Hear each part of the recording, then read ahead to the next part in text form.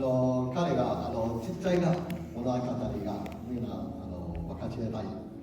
我小學4年級嘅時候咧，就由中國移民去香港。彼はね、ちっちゃい時、常連生の時、中国から香港に移民した。咁之後咧，我喺基督徒老師嘅帶領之下咧，就中四信耶穌。それで香港の学校の中にキリストの先生が教えてその時のクリスチャンになったと。咁我嘅妹妹同我媽媽咧一直都喺中國生活嘅。彼はね、その時で一人で中国に香港に行って、でも母さんと妹もまだ中国にいます。咁直到我中5嘅時候咧，佢哋就移民嚟香港啦。それで高校2年生の時、お母さんと妹も一緒に香港に一緒に暮らししています。咁咧屋企就起咗好大嘅衝突。その時ね、すごい葛藤があります。因為我爸爸媽媽咧係無神論者。お母さんと両親はね、全員が無信者、神様信じない。尤其我媽媽咧十分反對我信耶穌。すごい反対して教会行くのこと。佢認為咧信耶穌咧浪費時間同金錢。お母さんはね、教會行ったら時間も無駄して、お金も無駄するよ。咁因為你返教會嘅時間咧，佢哋可以攞嚟讀書。咁你係啦。教會行くの時間がちゃんと勉強していこうって感じ。咁又浪費交通費啦。交通代も無駄したら嫌だ。咁就導致屋企咧就好多爭執。だからその時ね、結構喧嘩して。係啦，由中5開始咧，直到大專，屋企嘅生活咧都係吵吵鬧鬧嘅。高校の3年生からずっと大学でもずっと家がめちゃめちゃ喧嘩してる。咁媽媽咧就係不停咁鬧我啦，因為佢唔同意我返教會啦。お母さんはずっと責めて教会がダメ。佢甚至咧係有啲操控性嘅。すごいお母さんもちょっと支配みたいでコントロールしたい。一定要按佢嘅做法去做。ずっとお母さんのやり方が使ってください。考え方。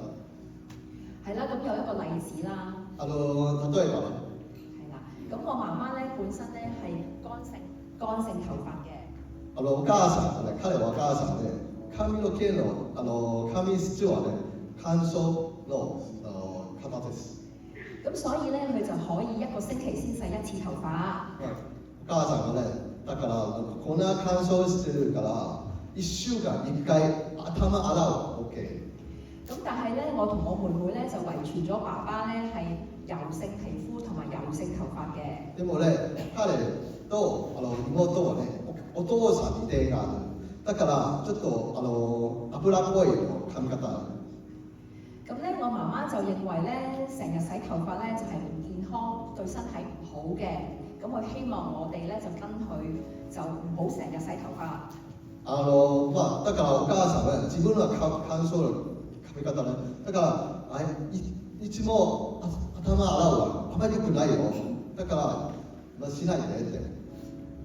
咁咧，但係我妹妹咧就係我當時係中6嘅，我妹妹咧係細過我10年，大概4至5年級啦。彼はね、その時高校3年生、妹は10歳以下から多分小学校7年生。咁我妹妹咧亦都係油性頭髮啦，咁佢咁樣就覺得好辛苦，咁於是媽媽又唔俾佢洗喎，又唔俾佢洗頭髮喎。その時妹はね、ずっと油っぽい髪ね、だからお母さんは洗ったらダメ、だからすごいきついなと思って。咁於是咧，佢就唯有半夜2、3點鐘啦，凌晨2、3點咧，就偷去洗頭髮啦。だから妹はね、すごいきついから、夜中に2、3時起きて自分で頭洗う。但係咧，點知咧，我媽咪起身發現咗咧，佢就好激動。我點解叫你洗頭髮？叫你唔好洗頭髮，你又要去洗。咁就好嬲，跟住就好惡啦。でもお母さんね、夜中に発見した。なんでなんか2、3日、頭が洗ったのダメよ。なんか私のことが聞かないのって、なんかすごい喧嘩する。咁我而家笑住同你講啦，咁佢當時咧就係好嬲啦，好鬧啦，咁甚至咧就係、我當時妹妹咧就係、成頭解抱嘅。なんか、今絵買うけど、でもその時は本当に大変。仕事まだ泡が頭になんかついてる時、なんかすごく喧嘩した。咁因為我媽媽咧當時好嬲，咁於是咧佢就用手扯我個妹妹出嚟，喺個廚房度扯佢出去啦。なんかその時ね、お母さんすごく怒って、なんか髪引っ張って、なんかお風呂のところ、キッチンまで。咁我妹妹就當然係好激氣啦，同埋好傷心啦，大喊啦，好痛苦啦。その時妹はね、すごくなんか悲しくて、なんかめっちゃ泣いて、避けて。係啦，咁佢痛苦到咧冇辦法，咁我哋屋企咧啲碌架床係木做嘅。その時ね、家がなんか2段ベッドね、木造の2段ベッド。係啦，我妹妹咧痛苦到咧成頭簡抱咁咧就撞到嗰個碌架床度，佢覺得好痛苦啊！佢冇乜嘢可以做，佢只可以咁樣去傷害自己。なんかその時ね、妹は何もできないから、自分の頭が木造のベッドがぶつけて、なんか何でもどうするわからないのが一応こんな感じ、自分の攻撃する。咁我而家同大家分享嘅只係一個小例子。この小さい物語。咁其實喺我屋企咧，每一日都有千萬好多呢啲類似情況，都係因為我媽咪嘅操控性啦。このさっきの人でね、本当はね、家族の中にいっぱい喧嘩いっぱいある。係啦，當時嘅我咧係好十分痛苦嘅，心入邊又難過啦，又傷心啦。咁當然係即係好基本嘢都做唔到，所以好痛苦。だからその時ね、いろんな問題あって何でもできない。なんかすごいきついから、人生が絶望。再加上其他原因啦，咁我就得咗抑鬱病嘅。いろんな問題あって、その時ね、うつ病になった。係啦，咁當時嘅我咧就已經信咗耶穌，咁咧我就會喺好痛苦嘅時候咧，我就打開聖經裏面睇到詩篇。その時うつ病ですけど、でももうキリストだから自分の聖書を読んで、その時詩篇見たら。咁就好痛苦嘅時候咧，就係、去讀詩篇啦，因為詩篇咧入邊嘅經文咧都係講喺詩人咧好艱難嘅時候，去遭遇困境嘅時候向上帝禱告，向上帝祈求。咁我就好似讀詩篇去呼求，向上帝呼求啦。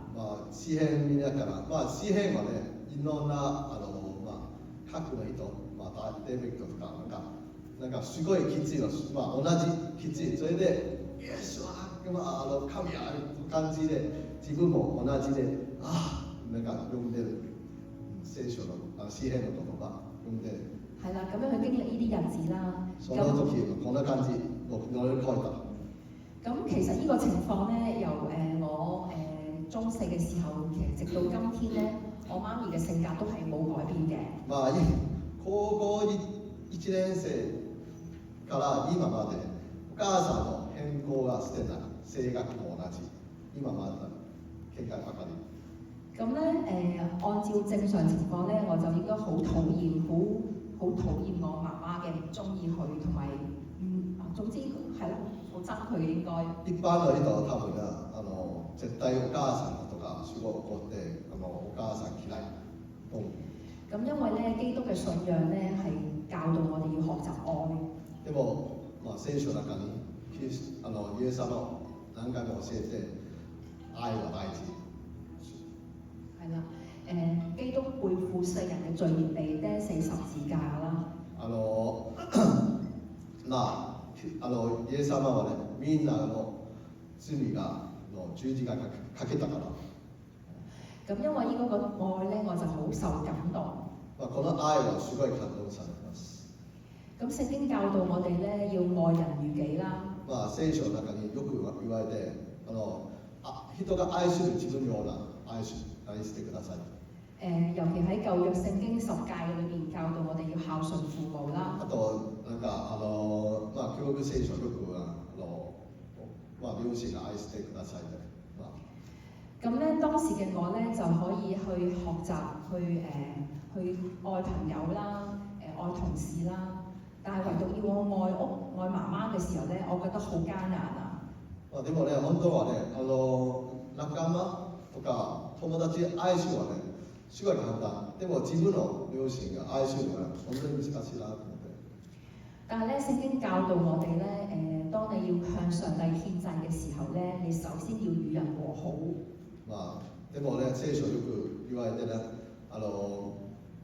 神様の前に行ったら、最初ね、もう周りの人が関係直してくださいってよく言われた。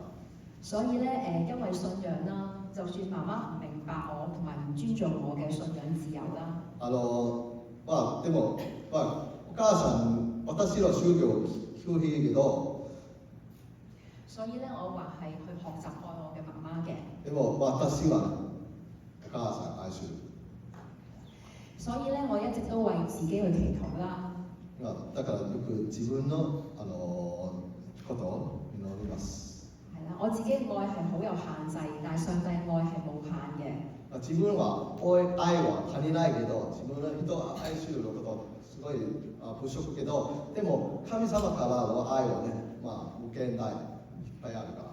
係啦，因為佢已經完完全全咁去愛我，上帝嘅大愛咧就包圍我。神様、イエス様は本当に私は愛はね、私に含まれて、だから私は他の人を愛できる。所以咧，我唔係用自己嘅愛去愛我嘅媽媽。だから自分の愛はお母さん愛するではなく、神様の愛がお母さん愛する。因為媽媽嘅愛咧係因為上帝嘅愛咧係完完全咁包圍我，包圍到咧滿瀉晒，所以咧我要可以用咗啲多出嚟嘅愛咧去愛我嘅媽媽啦。神様からの愛がいっぱいいっぱい私に入れて、だから満たされたから、この満たされた部分がお母さんの愛する。係啦，咁漸漸我心咧就改變咗啦。だから私は心も変わった。係啦，我學習多去體諒同埋去理解我嘅媽媽。もっとお母さんのことを理解して。明白咧，佢都係因為唔懂得去愛。理解したらもしかしてお母さんがあまりどうやって人を愛するか分からない多分。係啦，先唔懂得尊重我嘅信仰自由啦。あと私の宗教のことを分からない多分。其實佢內心都係好愛惜我，希望我哋好，只不過咧用一個唔正確嘅方法，甚至傷害我哋嘅方法去對待我哋。今まで多分お母さんの愛はね、分からないから、でも自分本当に言葉を愛する。でも方法が間違って、だからこの方法はね、もしかして傷がある。於是咧，我就唔再和同媽媽去爭吵啦。だから今変わったから、お母さんなんか責められた時、ちゃんと反発しないように。係啦，得閒咧就同佢去飲茶啦。よく関係直したい。あちこちなんか食べに行くとか。買啲好食嘅嘢俾佢食啦。買い物に行ったり。關心佢啦。ちゃんと會話したり。咁都好有智慧咁咧，就盡量同佢傾信仰嘅問題。因為佢唔中意我信耶穌，如果一同佢傾信仰咧，佢就會鬧交，咁所以我就唔同佢傾住啦。宗教のこと今理解停止喋れない。係啦，咁我媽媽咧就好中意跳社交舞嘅。お母さんはダンスが大好きで。咁去比賽嘅時候咧，我就去捧場啦，支持佢啦，同佢化妝。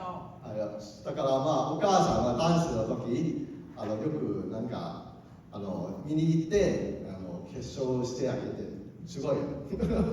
係啦，咁佢又好開心啦。咁雖然佢而家咧都唔係支持我翻教會嘅，はい、でも今まだ教会行くことは応援してないけど、係啦，但係都咧都冇以前咁反對啦。もう昔ような反発起こってないと思ってます。係啦，我頭先講咧呢個事情係喺我中六嘅時候啦。其實延續到今日咧，其實而家嘅我媽咪都係冇改變嘅。今高校3年生の時と今まで全然変わってない、本当。咁所以咧而家我就算翻到屋企咧，我都會偶然咧會有啲小衝突，都會有失敗嘅時候嘅。たまにまだ喧嘩があるけど。